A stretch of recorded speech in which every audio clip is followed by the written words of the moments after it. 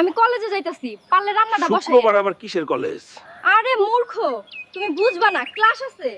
Baby, এতক্ষণে তোমার আসার সময় হলো? আরে ওই গাধাটারে ম্যানেজ করে আসতে একটু সময় লাগছে। যাই হোক, এখন চলো জলদি।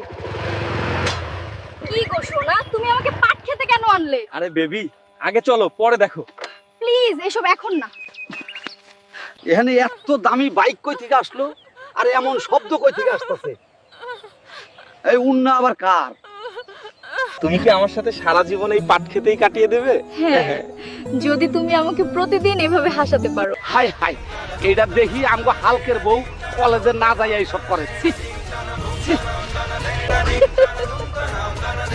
পাডা হাল্ক, তুই এখানে রান্না বান্না করছো, ওইদিকে তোর বউরে দেখলাম পাট খেতে একটা পোলার লগে আকাম কুকাম করতেছে।